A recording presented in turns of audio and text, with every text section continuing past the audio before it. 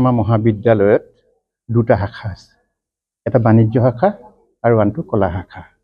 আৰু মোৰ সোঁফালে আছে অৱসৰী বিদ্যাধৰ বৰুৱা ডাঙৰীয়া আৰু মোৰ বাওঁফালে আছে অৱসৰী তৰুণ ফুকন ডাঙৰীয়া। দুয়োজন বাণিজ্য বিভাগৰে সহযোগী অধ্যাপক আছিল।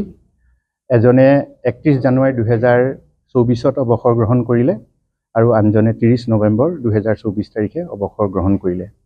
অৱসৰৰ পাছত প্ৰতিগৰাকী সন্মানীয় অধ্যাপক কৰ্মচাৰীক আনুষ্ঠানিকভাৱে বিদায় দিয়া এটা পৰম্পৰা জাজি হেমনাথ শৰ্মা মহাবিদ্যালয়ত অতীজৰ পৰা চলি আহিছে আৰু তাৰেই ফলশ্ৰুতিত আজি আমি দুয়োগৰাকী অধ্যাপকক আনুষ্ঠানিকভাৱে বিদায় দিবৰ বাবে এই অনুষ্ঠানটো অনুষ্ঠিত কৰিলোঁ।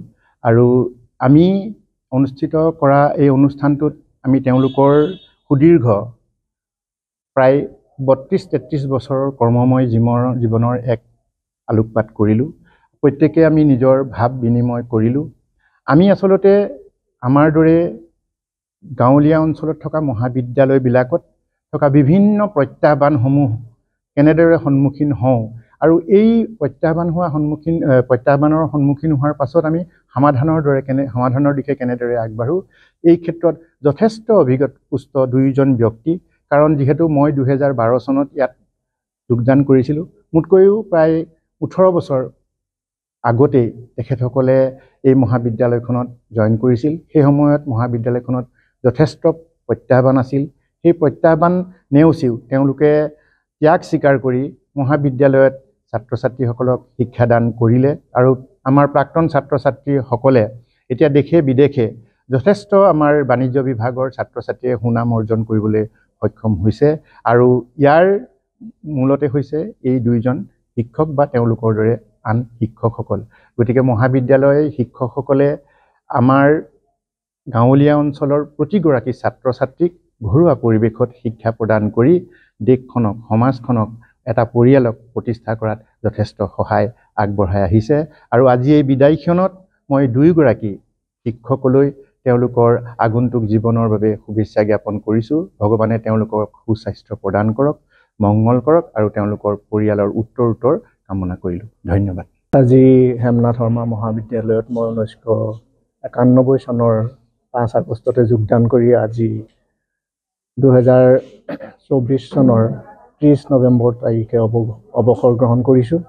আৰু এই সুদীৰ্ঘ 33 বছৰ কাল মই এই মহাবিদ্যালয়ত কৰ্মজীৱন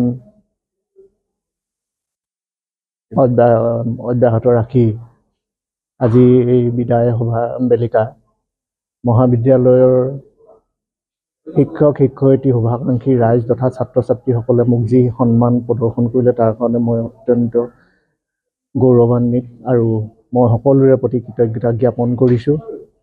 আৰু এই সুদীৰ্ঘ মোৰ কৰ্মজীৱনত মই মহাবিদ্যালয়খনৰ অগ্ৰগতিৰ বাবে বিভিন্ন সময়ত বিভিন্ন দায়িত্ব পালন কৰি আহিছোঁ।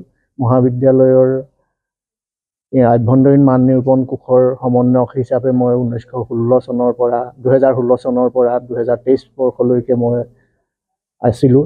আৰু তাৰ পৰৱৰ্তী সময়ত মহাবিদ্যালয়ৰ উপাধ্যক্ষ হিচাপে মই 1.5 বছৰ কাল এই মহাবিদ্যালয়ত মোৰ সেৱা আগবঢ়াইছোঁ। আৰু এতিয়া মহাবিদ্যালয়ৰ এই অৱসৰৰ পৰৱৰ্তী সময়ত মই মহাবিদ্যালয়ৰ যিকোনো ক্ষেত্ৰতে মহাবিদ্যালয়ৰ শৈক্ষিকেই হওক বা অনাশৈক্ষিক হওক, যিকোনো ক্ষেত্ৰত যদি মহাবিদ্যালয়ৰ যোগাযোগ কৰিবলগীয়া হয় বা সহযোগ কৰিবলগীয়া হয়, সেই সহযোগিতা মই আগবঢ়াম। আৰু মহাবিদ্যালয়খনৰ ভৱিষ্যত উত্তৰ কামনা কৰি মই মহাবিদ্যালয়খনৰ আৰু শৈক্ষিক তথা অনাশৈক্ষিক অগ্ৰগতিত মই বাঞ্ছা কৰিছোঁ।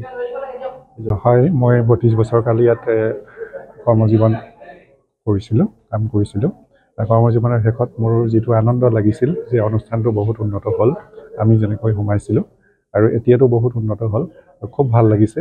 কিন্তু এইটো এটা আনুষ্ঠানিক বিদায়হে। আনুষ্ঠানিক বিদায় হ'লেও এই অনুষ্ঠানটিৰ কাৰণে মই দেহেকে পিছলৈ কাম কৰি যাম আৰু যেনেকৈ মোক কলেজখনে বিচাৰে তেনেকৈ মই কাম কৰিম। কিন্তু মনত অকণমান দুখো লাগিছে, কিয় যে মই সহকৰ্মীসকলক সদায় আগতে যেনেকৈ পাইছিলোঁ হয়তো এতিয়া নেপাম। তথাপিও মই আজিকালি ইলেক্ট্ৰনিক যুগত ফোনৰ যোগেদি যোগাযোগ ৰাখিম। যিকোনো সময়তে মই কলেজৰ লগত সহযোগ কৰিম।